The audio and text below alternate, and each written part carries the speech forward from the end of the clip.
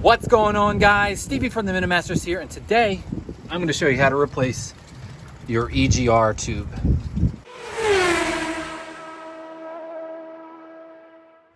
So let's kick this off by making sure that we can actually get this part off. So as you can see, this nut is rusted big time and it can be a real pain, but not if you have a torch. So if you have a torch, break that out. If not, go get one. You'll use it for everything. So you just take this here and you'll heat that nut up, okay, about 10 to 20 seconds, and it will be nice and hot. And then you're going to take your wrench. So I have my Knipex pliers wrench here, and then you're just going to work it. So I've already done it, and that's what you can achieve using heat. Something that looks this rust and corroded, you'll loosen up. I mean, there's no effort here, and just to show you, no effort. Okay, so we've gotten that loose. That's a good step here. Next, you're just gonna, actually, we'll just take this all the way down. There you go. So the next step is just to start disconnecting all the bolts that hold the plenum, because this attaches underneath. As you can see, it's broken because I shouldn't be able to do that. So we're gonna start with disconnecting the throttle body and throttle assembly so that we're only working with this piece because so much connects to here. And we're gonna do that first by undoing these bolts. So we got the top three, but there is one bolt that's down there at the other corner. So you'll have to take off these tubes here. So this hose clamp and that hose clamp.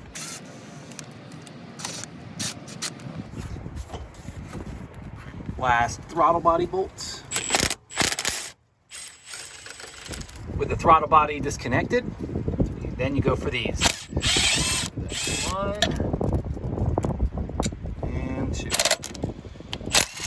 So if you're trying to make a little more room for your work, obviously the throttle body can be where it is, but the throttle cable might be a little annoying. And I'm a big believer in more is less. So take off more and you have less heartache. So this throttle cable, you can just pop it off, just simple as that. You can see it's like a little round trailer hitch ball. And we can move that out of the way. As you can see, we're getting more of the stuff off. So next you're going to want to take some hoses off. So this is the hose that goes to your PCV valve right here.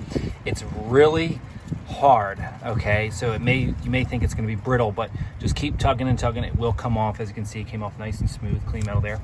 You have a couple of vacuum lines here. Mine are all the same size, so they can all pretty much go back that way. So they all go there, doesn't matter which, they all go in the same tree. This goes to your brake. Now, this one is just a hard clamp to get to. So I'm probably just gonna take it off right over here, and that's that. So I'm gonna get that taken care of and I'll bring it back. All right, so now it's time to unbolt the plenum itself and remove it. Now, this would be pretty straightforward if it wasn't for this torx bolt that's right here in the middle. Notice I can stick my hand down the plenum. There's a bolt right there on the inside, and it uses a torx bit, okay? So the star bit. And this, so here's what I've come up with to get it out. So that's a T40 with this thinner extension, because that's the hard part, is you can't get a normal socket down in there. And what you'll need to do is fish your extension down there. Now, I don't have a long enough one, so I use this 2-piece, but this is a little too large to fit in there. But you'll want to fish it down in there, and then that's how you'll get that torx bit. Now, I was able to do it with my trusty Milwaukee screw gun. Came out just fine.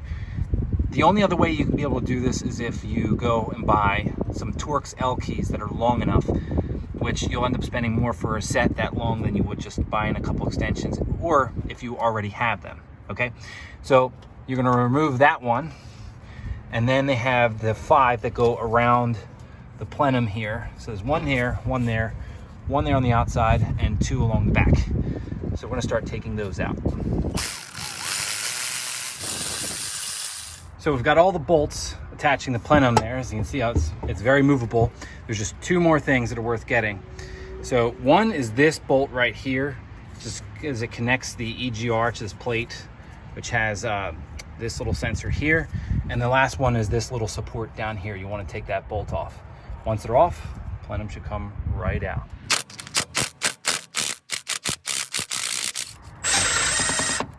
And just like that, guys, you've taken off your upper intake manifold or intake plenum, depending on which school of thought you want to use. Now, before you do a thing, you want to plug all of your intake runner holes there with something, because you drop something down there and you're a goner. The whole engine's got to be pulled out, okay? So the easiest way to do that, well, a couple ways. You can do like a plastic cellophane wrap on the top, or what most people do is to take a shop rag and you just stuff each and every one of the holes like so, okay? Now, this is what we were after, this EGR tube. As you can see, it shouldn't really, well, there you go. So that's where it broke, and it was leaking exhaust into the engine bay, which was then leaking into the cab and making everything smell terribly. Other things to consider while you have your intake plenum off. You have access to all your injectors. Normally you can only get to the right bank of injectors, but now your left are exposed. If you want to replace injectors, definitely can. This valve cover is exposed, so you're able to unbolt it if you want to paint it or repair a leak that some of the older Fords had along the back end. That hole is your PCV valve, which is I have on the ground there. This is also a good time to replace it. You can replace it with the intake plenum on, but it's so easy to do it now that it's off. The other thing it's a good time to do is maybe clean all this crud that's built up inside your intake plenum, so that you know, it runs better and then the runners are smoother. So I'm gonna do some of this housekeeping work right here, and then I'll bring you back when I got that sucker unbolted. Now, for the main reason why we took the plenum off, the EGR tube. Now, I've taken the liberty of cutting the EGR tube right here so that it's flat. So basically it presents itself as just a regular nut. That way, I could get a 5/16 or 15/16, excuse me, nut and a driver on there and just spin it right off. So I've actually already done that. And again, the most corroded thing possible came out like nothing. Now, the reason why I went that route is because the last thing you want to do is bring a blowtorch anywhere near your fuel rail or your fuel injectors or your harness. So that's the reason why I decided to go this route. And as you can see, it's very clean and I got it right out. So I'm going to put the new tube in and we'll start the process of putting everything back. So here we are, got everything cleaned up, pulled our rags out of the intake runners there, and I have my new Felpro gasket going down now. So now it's the task of putting the intake plenum back on. Now I'm going to experiment with a little idea, which is where I'm going to put the bolts in each one of the holes and then put the thing down. That way they're all kind of arranged where they need to be, and we'll see how that turns out. Mostly I want to do it because that hole right there in the middle is really hard to get at. All right, guys, so I have the intake plenum bolted down. It's the exact same process as removing it. The only difference is torque specs. Those bolts need to be torqued to 12 to 18 foot-pounds. I like to go somewhere in the middle, so I put it at 15. Then there's just all the other miscellaneous stuff, hoses. Okay, there's this one that goes to EGR, I didn't show that. There's this little harness thing right here. That also goes to the EGR valve as well. You can get that guy on there. There's your mount down here on the side. Just remember to put this ground harness on there as well. You can bolt your throttle body up. Remember to put a new gasket on. If you buy the intake gasket kit from Felpro, it comes with this gasket, that gasket. I mean, it has a gasket for just about anything intake related.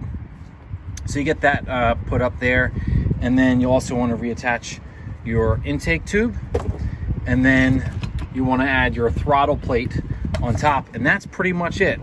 Okay, so I'm going to go do this. You know how to put it all back because you watched me remove everything, and then I'll show you what it's like when we are finished. So here we are, guys. I've got the plenum all put back. It looks so good, not a nut or bolt left over. And of course, our EGR tube, nice, brand new and shiny, and no more leaks. Oh yeah. So whether you need to replace your EGR tube or rip out the entire EGR system or pull the plenum or what have you, this is the video for you. Any one of you guys can do this, especially if you have the right tools. Remember, power tools are luxury. You can do all of this with just ordinary mechanics hand tools. And it only took me probably about maybe 2 hours if you don't include, you know, footage and all that. So anyway, guys, that's all for me. Hit the subscribe icon over here. Check out some of my other videos. I'm Stevie from the Minute Masters. Thanks for watching.